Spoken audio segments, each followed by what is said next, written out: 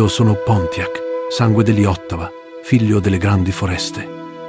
Un tempo i padri francesi camminavano accanto a noi, dividendo il sentiero di guerra e onorando la nostra alleanza. Les Français conoscevano il valore della parola, rispettavano i nostri capi, portavano doni e commerciavano con la nostra gente. Ma ora i padri sono lontani. Uomini d'arroganza e ferro occupano i loro sentieri e ci trattano con disprezzo. Les Anglais hanno chiuso i sentieri del commercio, negato i doni e ci negano la polvere da sparo per indebolire le nostre genti. Ci vogliono sottomessi. I visi pallidi avanzano come un vento malato, abbattendo foreste, scacciando la selvaggina, abitando e violando le tombe degli antenati. Da tempo vegliamo, scrutando il fiume, aspettando che le vele del grande padre, il re di Francia, ritornino a placare l'ira della terra. Ogni notte i racconti alimentano quella speranza che solo il fuoco sa custodire. Ma i segni parlano chiaro. La foresta non tace. I fiumi sussurrano. Essi portano messaggi di guerra. Ho chiamato le voci dei laghi e delle pianure. Le cinture di guerra hanno circolato e da ogni villaggio si sono levati guerrieri con il volto dipinto. Abbiamo giurato per la nostra terra, per gli spiriti che ci osservano, per la memoria dei nostri antenati, per l'onore dei nomi che portiamo. Io sono Pontiac, voce degli Ottawa. Oggi sfodero la mia ascia di guerra. I'm running out of time, every day goes by so fast. We can sleep under the stars, we can sleep under the stars. Pontiac's War! Frontier Rebellion 1763-66, designed by John Polinsky and published by Compass Games. Pontiac's War tenta di ricreare la reazione dei leader indiani alla cattiva gestione britannica della politica di frontiera, all'imminente crisi coloniale che essa preannunciava. Basandosi sul sistema punto a punto e sulle incerte alleanze indiane utilizzate in King Philip's War, questo gioco espande il conflitto di frontiera utilizzando carte di battaglia per introdurre il caos del combattimento e dare respiro al contesto, che rappresentano elementi e situazioni storiche che avvengono simultaneamente su tutta la mappa. Sono evidenziate le caratteristiche e la simmetria tra le opposte fazioni, nel modo di giocare, imboscate, ritirate, movimento navale, nonché degli obiettivi, cattura di prigionieri, razzia di forti ed insegnamenti, spedizioni, sigla di trattati, eliminazioni di forze e leaders nemici specifici. Non manca la fondamentale caratterizzazione della fase rinforzi, verifica la tenuta delle alleanze, fa circolare cinture di guerra, sfrutta i leaders, chiama la milizia o costosi rinforzi estivi dalla madrepatria. Sono rappresentati la spesa britannica per le truppe, l'incerto rifornimento di armi indiane, le regole dell'assedio, l'interferenza francese e l'influenza dei commercianti. Regolati per bene, perché c'è anche ovviamente l'immancabile fase di winter quartering. Ogni punto forza rappresenta 25-50 uomini, ogni artiglieria 4-6 cannoni, ogni vascello una storica nave da guerra, ogni villaggio rappresenta 5-10 villaggi separati, ogni punto sulla mappa 60-75 miglia, riempiti i corni di polvere da sparo. Dai che andiamo.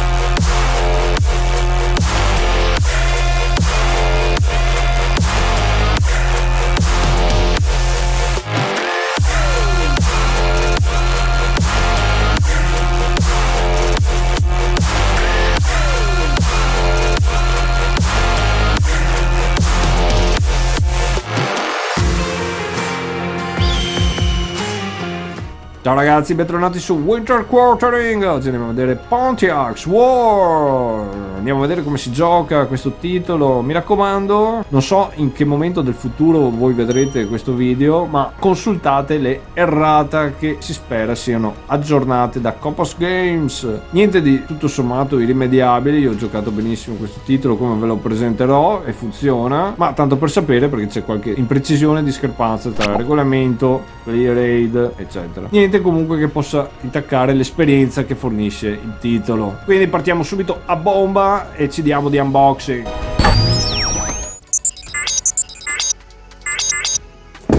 Pontiac War Frontier Rebellion. Andiamo a vedere la scatola, back of the box, un po' di preview panoramiche come al solito. Andiamo a vedere cosa ci aspetta all'interno.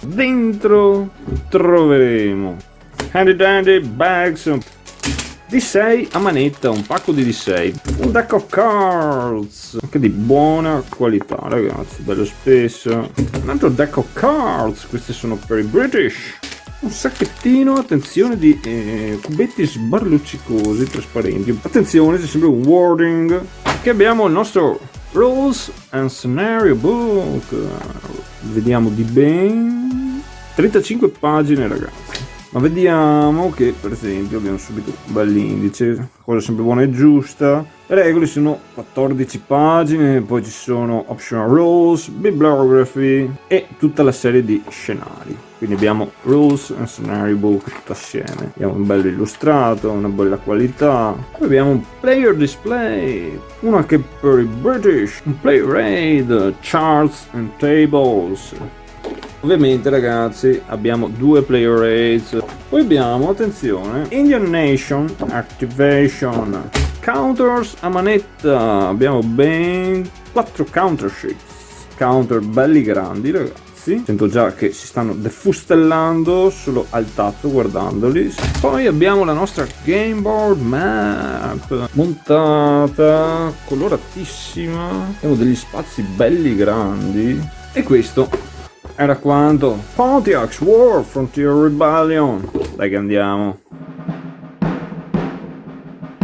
Andiamo subito ad analizzare la mappa punto a punto. Andiamo a vedere i diversi tipi di punti. Avremo i settlements, che sono questi spazi a diamante. Avremo poi i villages del colore corrispondente ad ogni nazione e con la loro anche nomenclatura. Avremo poi gli spazi di wilderness. Ci sono poi i forts da valore 1 a 3. Vediamo che anche ogni forte, in genere qui sui laghi, hanno anche un molo. Vediamo queste ancore, ovviamente sono forts, perché c'è anche movimento navale consentito. Quando un fort è raised, e hanno distrutto anche il molo, non ci si può più muovere qui in nave. Abbiamo un fort speciale che è Fort Niagara, questo non può mai venire attaccato. Altro forte speciale è Fort The Charts, anche questo non può essere attaccato, ma qualora una truppa inglese di almeno un punto forza accompagnata da un ufficiale ci entrasse, questo si arrenderebbe immediatamente diventando a tutti gli effetti un forte inglese, consegnando 5 punti vittoria al giocatore inglese immediatamente. Inoltre tutte le carte dei French Traders che consegnano gli arms points all'indiano riceverebbero un modificatore negativo di -1 al tiro di dado. Quando questa condizione viene a mancare, il forte torna a essere neutrale, si tolgono i 5 punti vittoria all'inglese e anche il modificatore negativo all'indiano è cancellato.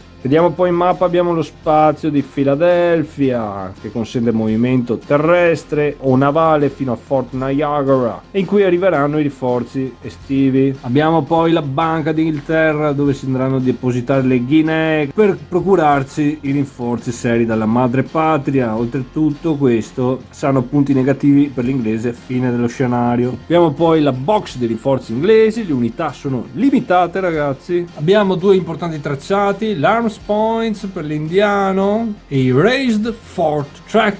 Abbiamo poi la riserva dell'indiano divisa per nazione, ognuna con le sue unità, dove si andranno a porre anche trattati e le cinture di guerra. C'è anche la confederazione Wabash, segnaliamo che però è più una cosa di favor perché ogni tribù è separata. Andiamo a vedere qui un po' i protagonisti delle nostre partite. Pane e il burro sono ovviamente le nostre truppe. Gli indiani sono divisi per tribù, ognuna di un suo colore. Ogni tribù ha un suo sachem, che è il suo capo tribù. Molto importante, perché una tribù non può attaccare senza il suo sachem, si può solo difendere. Queste sono le truppe dell'inglese di diverso tipo. Abbiamo la milizia, Black Watch, Royal Regulars, artiglieria eccetera. Abbiamo anche gli Indian Allies. Il numero sulle truppe indica i loro force points, punti forza. Ci sono truppe da 2 e da 1 di force points. Entrambe sul loro lato, entrambe dall'altro lato mostrano 0 force points, così sono disrupted. Un'unità da 1 ha infatti 2 step, quando dovrà subire uno step loss andrà disrupted e poi verrà tolta, mentre un'unità da 2 effettivamente può subire 4 step loss. Con il primo la giriamo, con il secondo la ripiazziamo con una da 1, col terzo flippiamo a disrupted di quella da 1 e col quarto la eliminiamo. Attenzione però, perché se dovessimo subire un solo step loss, potremmo posizionare un'unità da 1 e una da 1 disrupted. Se non disponiamo di abbastanza counter per farlo, però, saremo costretti a prendere 2 step loss e quindi posizionare questa a 0. Fate un altro modo per prendere step loss: praticamente con il primo step loss mettiamo una disrupted e una normale, col secondo mettiamo disrupted anche l'altra, col terzo eliminiamo una e col quarto eliminiamo anche l'altra unità. L'unità da 2 ha 4 step, quella da 1 ne ha 2. Perché ci sono diverse tipologie di unità? Perché possono essere influenzate da carte evento nel corso della partita, oppure per esempio come la milizia è soggetta a diserzione o a diverse regole per il rally. Poi abbiamo l'artiglieria, che ha un suo ruolo, l'unità navale, che praticamente è una artiglieria mobile che si muove tra i forti del lago, non serve per trasportare gente. Il movimento navale è un effetto automatico nel gioco sotto certe condizioni. Abbiamo poi gli Indian Allies. Questi sono particolari perché possono essere reclutati solo dal leader Johnson vicino a Fort Niagara, se questo è lì. Oltretutto anche loro hanno regole speciali per il rally e per l'acquartieramento invernale. Rogers è l'unico infatti che può fare rally della Indian Allies e della milizia, mentre gli altri leader possono fare rally solo delle unità britanniche. Ogni leader sachem indiano fa rally solo delle unità della propria nazione, tranne Pontiac e Neolin, che sono i 2 leader principali, che sono anche degli obiettivi che valgono 5 punti vittoria l'uno in caso di eliminazione per il giocatore britannico. Hanno dei bonus particolari e le loro abilità influenzano genericamente tutte le nazioni indiane presenti nel loro spazio. La R in certi leader è perché consente un reroll dei dadi avversari 2 in battaglia. Genericamente i leader britannici ce li hanno, quelli invece i sachem delle tribù hanno un punto forza perché sono dei combattenti. Sono poi i supplies.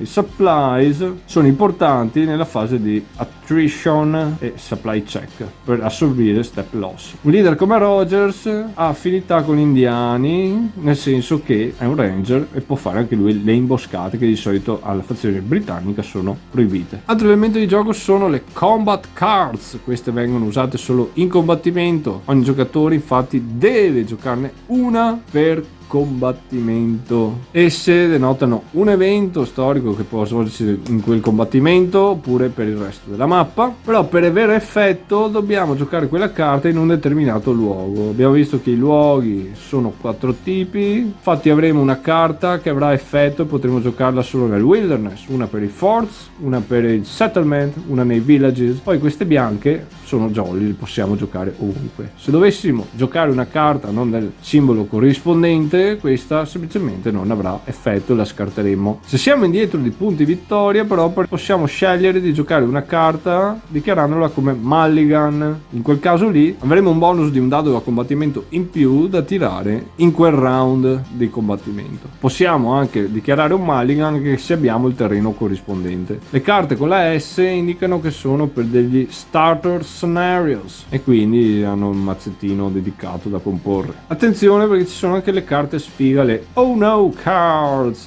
Infatti queste, se le giochiamo, hanno un effetto negativo per la nostra fazione. Se non vogliamo giocarle e quindi ce le troviamo in mano alla fine del turno, incorreremmo in questa penalità di punti vittoria. Può essere meno 3 punti vittoria, meno 2 punti vittoria, meno 1 punto vittoria. Ricordiamoci che però siamo sempre obbligati a giocare una carta per combattimento se ne abbiamo in mano, e le Oh No Cards non possono mai essere scartate volontariamente o mulligate. Se ce l'hai in mano e devi giocarla o vuoi giocarla, la giochi per l'evento. Bene, abbiamo visto due elementi, adesso andiamo a vedere le Victory Conditions.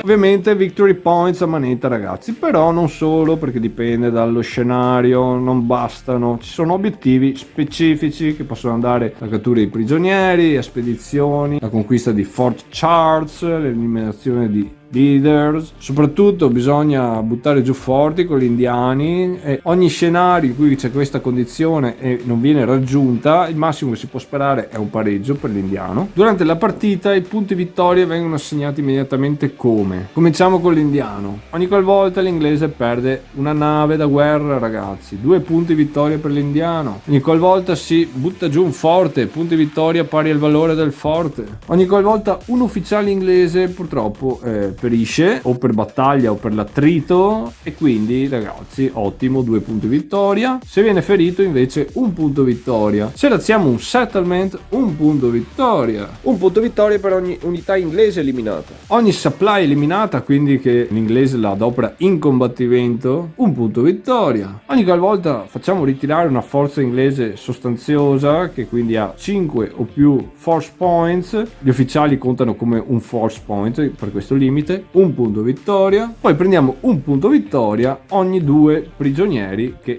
rilasciamo. L'inglese invece immediatamente come fa i punti vittoria? Ogni qualvolta recupera un prigioniero, 1 per ciascuno, 1 punto vittoria per prigioniero. Quando ricostruisce un forte, punti vittoria in base al valore del forte. Quando muore un leader indiano, 2 punti vittoria. Se a schiattare sono Neolin o Pontiac, sono 5 punti vittoria l'uno. Ogni unità indiana eliminata in combattimento, 1 punto vittoria. Quando razziamo un villaggio indiano, 1 punto vittoria. Quando stipuliamo un trattato, 2 punti vittoria. Quando prendiamo possesso, come abbiamo visto, di Fort Charts, 5 punti vittoria. Mentre a fine dello scenario, come si fanno i punti vittoria? Di base, poi ogni scenario ha le sue. L'indiano fa 2 punti per ogni prigioniero che ha ancora sotto il suo controllo. Oltretutto riceve 1 punto per ogni Guinea che ha speso l'inglese, oppure un punto ogni 3, oppure 1 punto ogni 5, dipende insomma dallo scenario. Mentre l'inglese fa punti pari al doppio del valore di tutti i suoi forti che non sono stati distrutti, quindi sono ancora in piedi. Very nice. Vediamo la sequence of play adesso.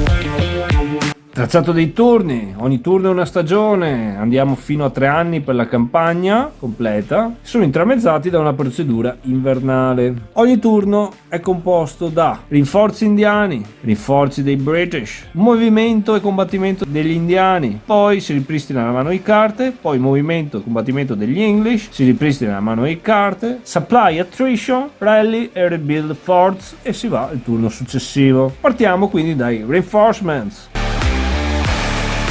L'Indian player riceve 1 punto di forza dove è presente Pontiac, ma di una nazione indiana che è staccata con lui, quindi in questo caso prende o un Lenape o un guerriero Ottawa. Mentre Neolin prende un punto forza del villaggio della nazione indiana più vicina, a pari merito sceglie lui, quindi in questo caso qua un guerriero Ottawa se vuole. Abbiamo poi a disposizione le cinture di guerra che possiamo andare a mettere sulle varie tribù, non dove c'è un trattato. Possiamo mettere anche tutte e due su una stessa. Ogni cintura infatti ci consente un tiro di dado a cui avremo un modificatore di +1 se siamo indietro di punti vittoria. Con un risultato di 1 o 2 non otteniamo niente, con il risultato di 3 o 4 otteniamo un punto forza di quella nazione, con il risultato di 5 o 6 ne otteniamo 2 e li posizioniamo nei villaggi di quella nazione. Il giocatore British tirerà un dado invece per la milizia coloniale. Con il risultato da 1 a 3 riceverà un force point point di una milizia coloniale, con risultato da 4 a 6 ne riceverà 2, dove li posizionerà in settlements, ovviamente non razziati perché qua è wilderness ormai, a sua discrezione. Solo nel turno di spring, c'è anche la moneta, poi avremo l'opportunità di ingaggiare, di prendere rinforzi seri, ma ci costano Guinee che andiamo a mettere nella Banca d'Inghilterra. Massimo 25 Guinee, se giochiamo nello scenario 1763 massimo 10 Guinee perché c'è Amherst, è una regola opzionale, comunque al massimo, se no sempre 25. Ogni Guinea spesa ci consente di acquistare un punto forza.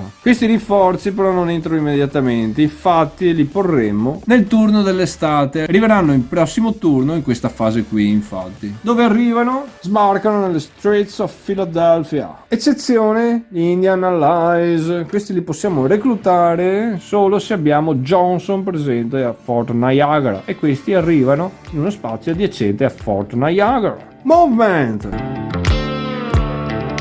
Partiamo con gli Indians. Ragazzi, gli Indians muovono di 10 spazi, i British invece muovono di 8 spazi. Se qualcuno trasporta dei prigionieri muove di 7 spazi, sia gli English sia gli Indians. Possiamo passare attraverso un nemico, una forza nemica, a patto che abbiamo più punti forza. Questo vale anche per i villaggi o eventualmente per i forti. Però contiamo questo spazio un punto movimento aggiuntivo, quindi come 2. Durante il movimento si può lasciare giù roba e prendere su roba a piacimento. L'importante è che un pezzo non si muova 1000 volte. Quando ha fatto il suo movimento bisogna ricordarsi che ha mosso. Abbiamo però anche il Naval Transport, infatti le forze si possono muovere da forte a forte, a patto non siano raised, nei grandi laghi. La condizione di movimento navale è che bisogna partire da quello spazio nel movimento e terminare il movimento nello spazio di arrivo. Non si può partire da un forte che è sotto assedio, ma si può arrivare in un forte sotto assedio. In quel caso là la forza assediante avrebbe l'opportunità di rispondere, quindi o accettando battaglia o ritirandosi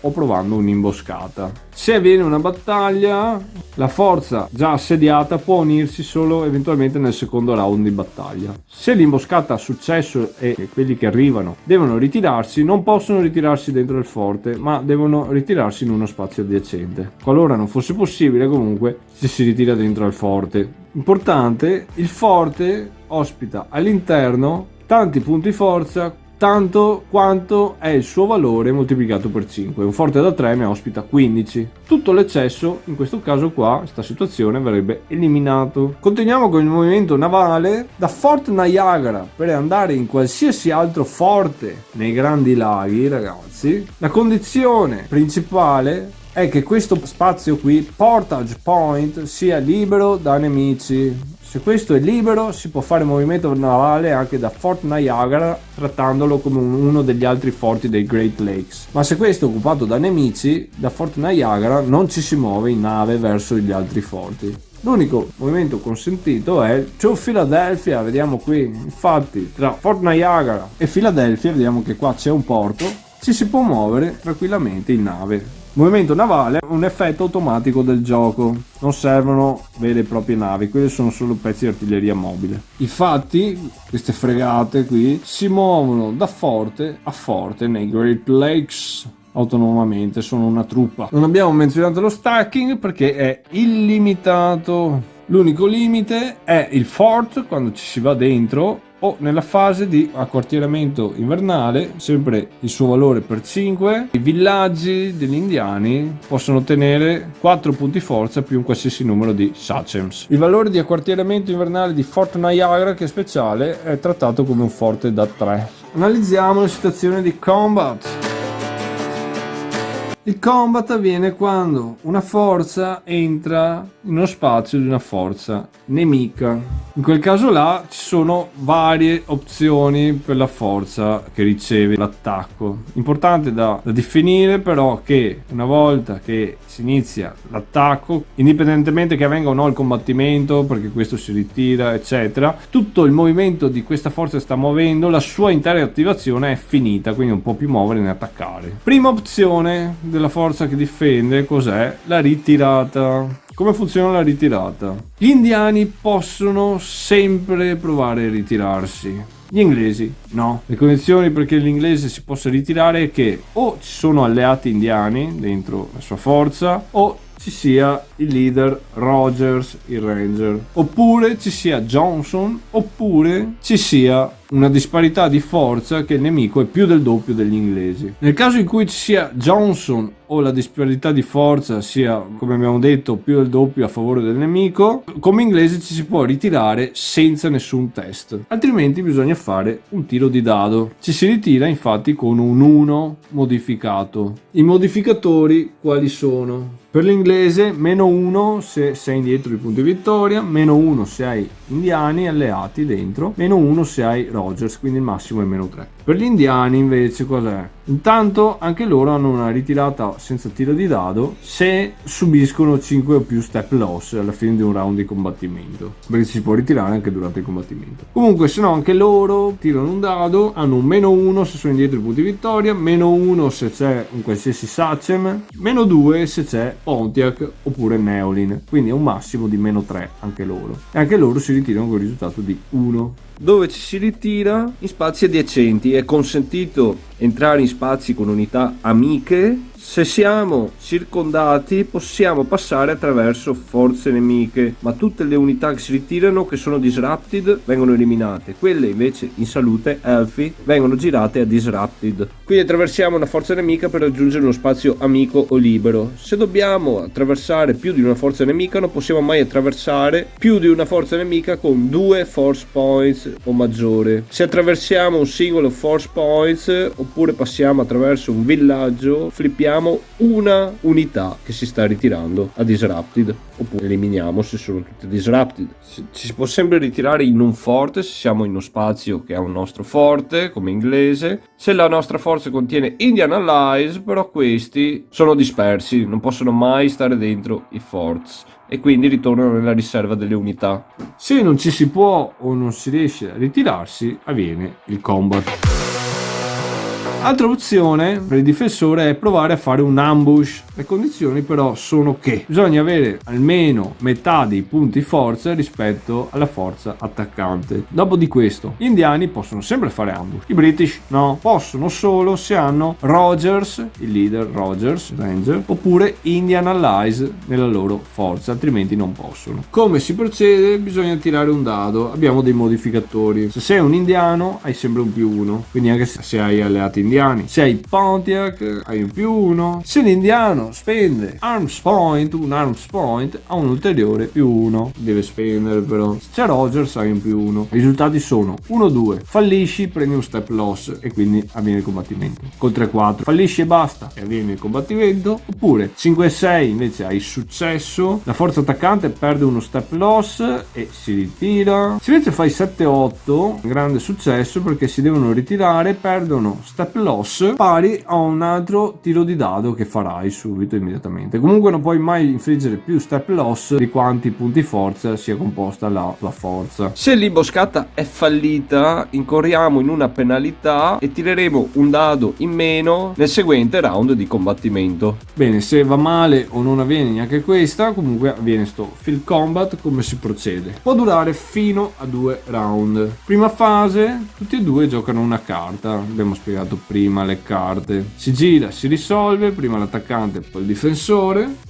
Seconda fase, l'Indian può decidere se spendere un Arms Point. Se lo fa avrà dei grossi benefici di combattimento, un modificatore e tiri per colpire. Arms Point si spende una volta per combattimento, non in tutti i round. Dopo questo c'è la fase Artillery, c'è dell'artiglieria, bene, è ora di usarla. Per ogni pezzo di l'artiglieria c'è già solo l'inglese ragazzi, si tira un dado. 1 o 2 non succede niente, 3 o 4 colpisci qualcosa, vuol dire che un'unità, proprio un'unità, no step, forza, di quella fazione deve ritirarsi di uno spazio e quindi non partecipa più al combattimento. Se fai 5 o 6 invece 2 unità devono ritirarsi. Dopo l'artiglieria si conta il punto di forza di entrambi i contendenti. Punti di forza corrispondono a un tot di dadi da tirare. Ogni dado colpisce al 5 a 6 per l'inglese, mentre colpisce al 6 per l'indiano. Però se ha adoperato e speso un arms point, colpisce anche lui al 5 a 6 come l'inglese.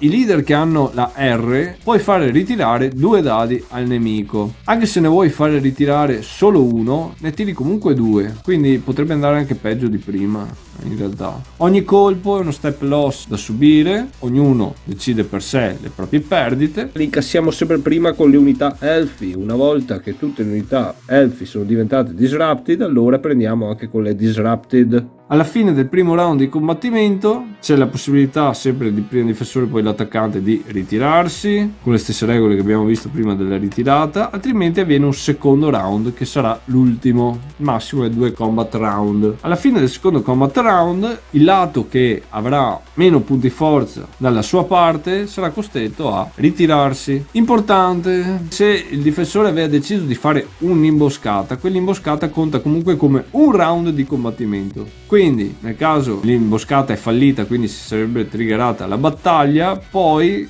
questa potrebbe durare solo un round. Andiamo a vedere un altro tipo di combat. Che quando tu vai in un fort e in un fort c'è una forza inglese e loro si mettono dentro, avviene un siege combat. Si va a piazzare il marker di siege, questo conta come il primo round di combattimento e poi si procede all'attacco. Il combattimento è uguale al field combat che abbiamo appena visto. La differenza è che il valore del forte incassa quei colpi dal combattimento. Quindi se lui fa 4 colpi, 3 sono già assorbiti dal forte. Ragazzi, il combattimento nei forts ci saranno eventualmente anche le ships. Questi si ritirano sempre automaticamente via lago tra un forte e l'altro. Bisogna però decidere se farle partecipare al combattimento o meno, anche senza che si ritirino, perché se partecipano al combattimento tireranno nell'artiglieria, però potranno assorbire degli step loss se li concediamo, oppure le lasciamo fuori il combattimento, sta sempre nella location, non partecipa all'artiglieria. Se eventualmente poi alla fine del combattimento non ci saranno più nostre unità sopra o il forte verrà raised, questa automaticamente si ritirerà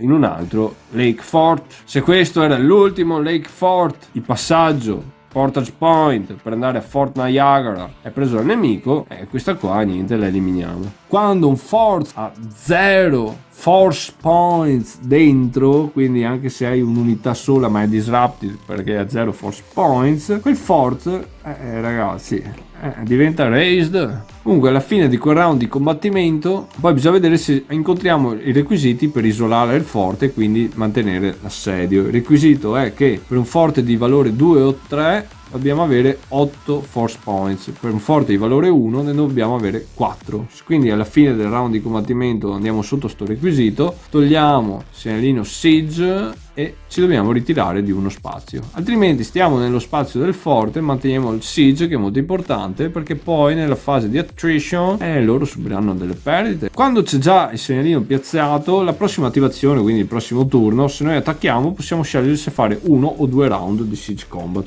Ovviamente se arriva qualcuno qua e loro hanno già attaccato, adesso non è che partecipano tutti assieme, loro fanno da soli perché loro hanno già attivato questo turno. Altro combattimento, settlement combat. Se arriviamo in un settlement con almeno 4 punti di forza, c'è un combattimento particolare. Tutti e due giocano comunque una carta, ma poi l'inglese dovrà tirare un dado. Se fa 5 o 6 elimina un punto di forza all'indiano, altrimenti niente. Se alla fine di questo procedimento l'indiano ha 4 punti forza ancora, l'insediamento è raised, è raso al suolo, quindi un punto vittoria per l'indiano e si va a vedere se cattura prigionieri. Qual è il modo invece per razziare i villaggi? Semplicemente una forza del giocatore British deve andarci sopra, deve essere di almeno 4 punti forza. Se alla fine del turno è ancora qua, in automatico il villaggio si razzia e un punto vittoria. Andiamo a vedere sti arms points come si fanno. L'indiano le prende con qualche carta di traders francesi, insomma come effetti furbi, oppure quando butta giù un fort, perché prende tanti arms point pari al valore del forte che ha buttato giù, oppure le deve fregare il nemico facendolo ritirare e sconfiggendolo in battaglia. Infatti se fa ritirare una forza con almeno 5 force points dell'inglese, va su di 1 con l'Ars Point.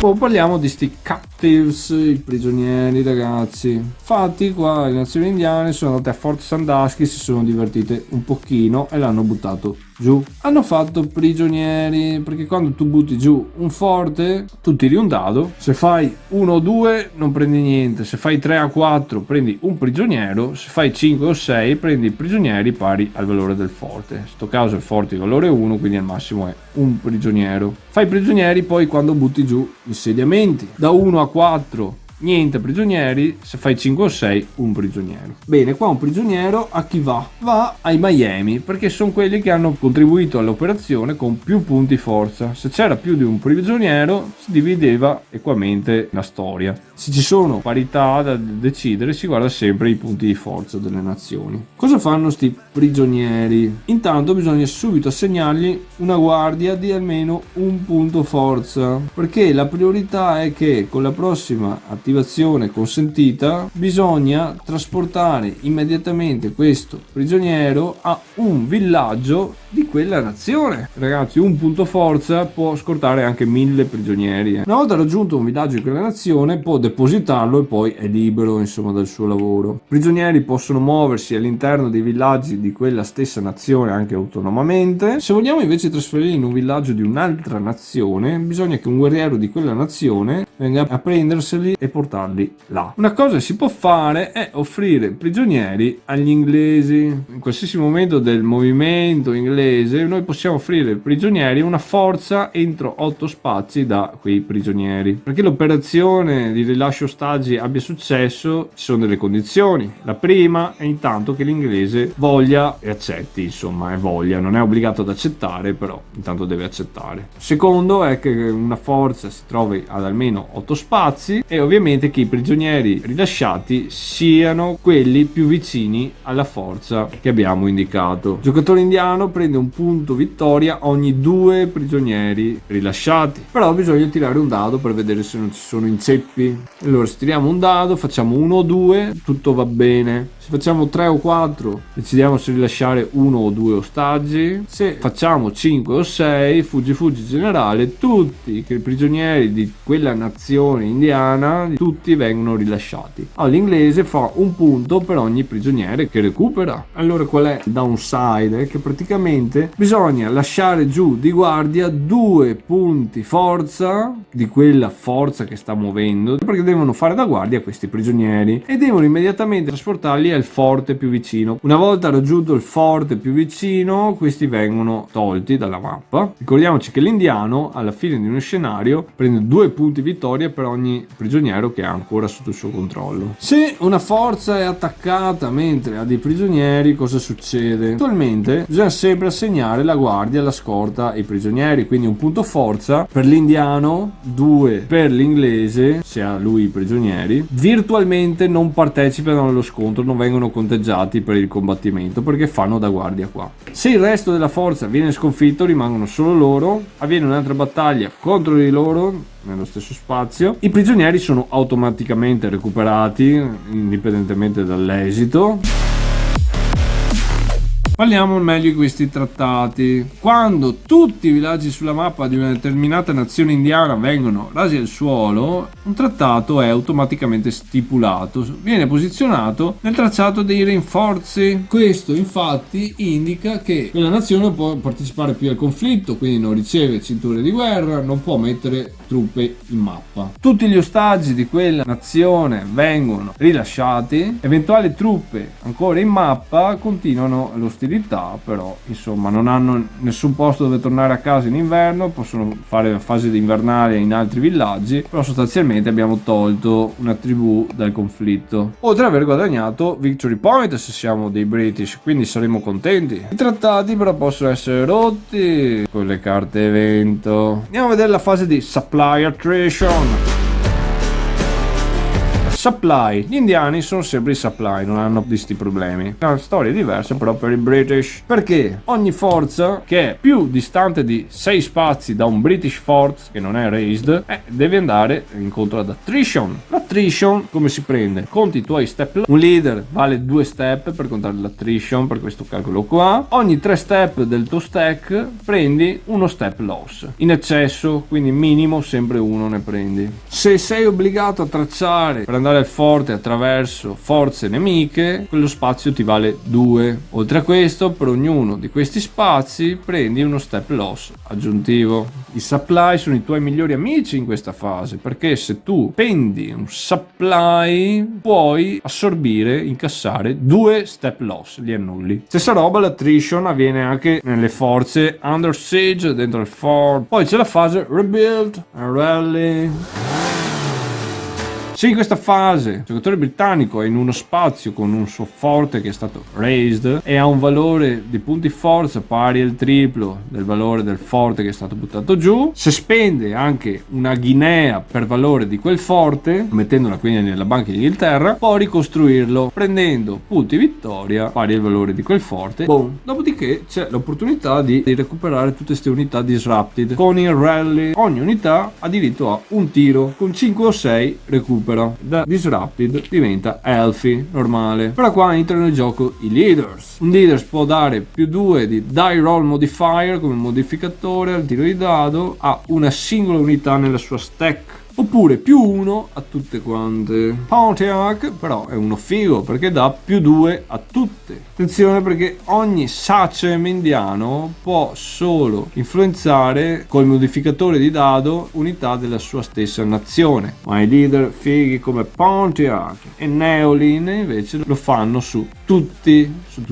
ogni nazione. Attenzione, perché i leader inglesi non possono fare rally sugli Indian Allies e la milizia. Per queste cose ci vuole solo il signor Rogers. Sembra semplice, ma ci sono anche delle penalità, perché le forze che sono sotto assedio o fuori supply hanno -1 al tiro come dai roll modifier. Oltretutto un leader sotto assedio può dare +1 a una sola unità, anche se sta bene. E i leader wounded invece, i leader wounded sono come quelli sotto assedio, possono dare +1 a una sola unità. Sempre nella fase di rally poi si controlla come stanno sti leader wounded che sono stati feriti. Bisogna tirare un dado, con 1 purtroppo ci lascia, è eliminato dal gioco, aggiustiamo i victory points. 2 o 3 rimane uguale, sempre ferito. 4, 5 o 6 invece migliora e quindi ritorna healthy. E questa sarebbe l'ultima fase del turno. Andiamo a quello dopo, quindi, e se ci troviamo in inverno cosa facciamo? Facciamo il winter quartering, ragazzi. Tanto d'inverno si torna a casa. Tutti gli assedi vengono tolti. Poi gli indiani tornano nei loro villaggi. Ricordiamoci lo stacking, che però sarà di 4 punti forza per villaggio più un qualsiasi numero di sachem nei propri villaggi, non quelli degli altri. Le forze inglesi invece, se sono fuori dai forti, possono tornare dentro i forti. Ricordiamoci il valore di stacking: se non andiamo nel forte più vicino perché non ci stiamo, andiamo in un altro forte, però possiamo decidere di stare in campo. Se stiamo in campo però becchiamo attrition, come abbiamo detto prima. C'è il fatto che gli Indian Allies loro tornano a casa, questi qua praticamente ti combattono un anno d'inverno, vanno via, si disperdono. Bene, con questo abbiamo detto tutto. Passiamo a un paio di regolette opzionali, ma belline.